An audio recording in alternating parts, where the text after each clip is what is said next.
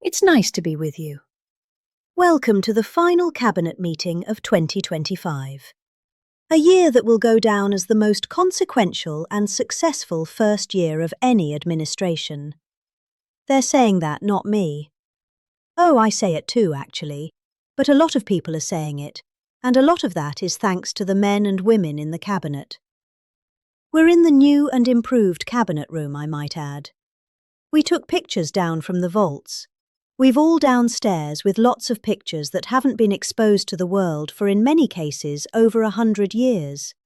We brought them up, and we're using them as they should be used. But the Cabinet room looks beautiful, like it should now. The Oval Office looks beautiful, like it should. It was not. It was like the rest of the country. It was in disrepair.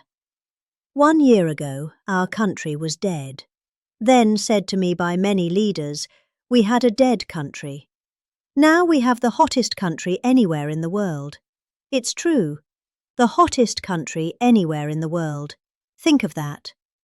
In 4 long years of the Biden administration, there were just $1 trillion of new investments in the United States in 10 months. We've secured commitments of over $18 trillion. So they had in 1 year less than they had less than $1 trillion. That's in a period of 4 years. Think of it. 4 years they had less than $1 trillion. In 10 months we have more than $18 trillion. Is that right, Scott? It's even going to be higher than that. It'll be higher by and going up. And we're waiting for the Supreme Court case. And it's so important and so vital for this country. Because we're not only respected again, we're putting out wars by our trade policies, and we're taking in hundreds of billions of dollars, and our country is wealthy again and secure again. And it's part of national security, and I hope that goes well.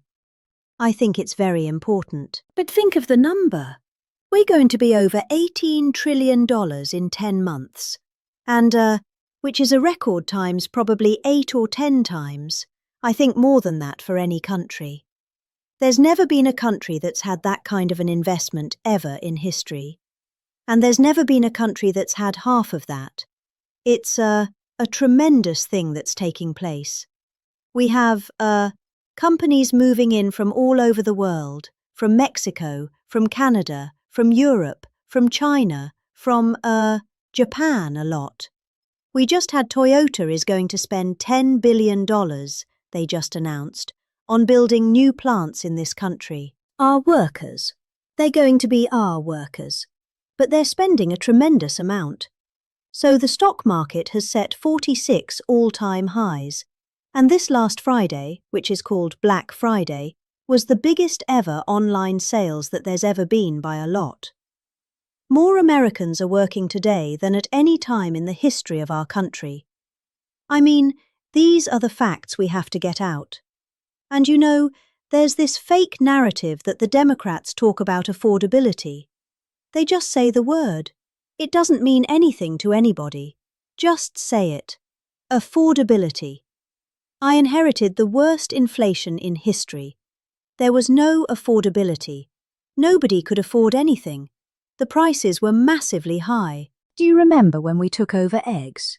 You did a great job on that, Madam Secretary Agriculture Brooke. Eggs were 4 or 5 times higher than they had ever been. They said, don't order eggs for Easter at the White House, and we ended up doing it. And we got the egg prices way down, lower than what they were before. But the word affordability is a con job by the Democrats. They say afford. I watched the other day where some very low IQ congresswoman talked about affordability. She had no idea their prices were much higher. As an example, energy, gasoline. We're now at about $2.50 a gallon. We're going to be, I think, at $2 a gallon. We could even crack that at some point. I'd love to do it, and we could do it more easily if we weren't building up the strategic national reserves, which Biden emptied out before the election so that he could try and get elected. I mean, meaning she. He started it, then he got thrown out of the race, then she took over and she kept it going. And they emptied out these strategic national reserves, which are really meant for something else. They're not meant to keep people happy with their gasoline price. They're meant for war. They're meant for problems, big problems. He emptied it out, and then she continued it during the process of trying to get elected. Didn't work out too well for him, and they virtually brought it down to the lowest level, I believe, in history. And it didn't have much of an impact because the prices were very high.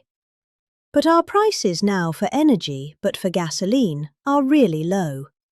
Electricity is coming down, and when that comes down, everything comes down.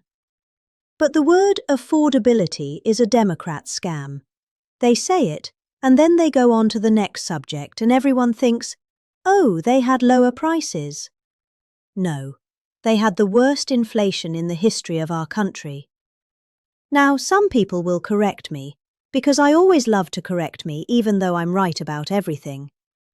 But some people like to correct me, and they say, 48 years.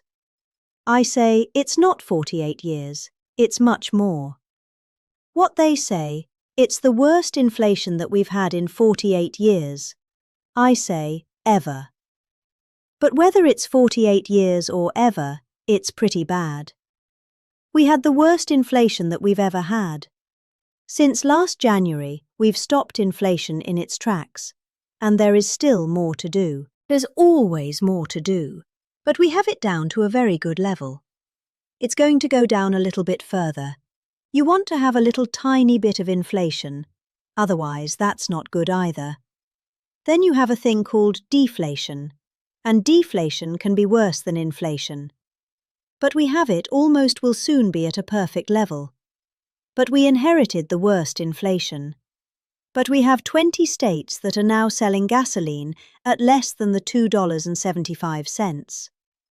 I think of that $2.75 and it was at $5 under Sleepy Joe. Grocery prices are down with the cost of Thanksgiving turkey this year down 33%. It was lower than 33% lower than under the Biden administration. Egg prices are way down, 86%. Thank you.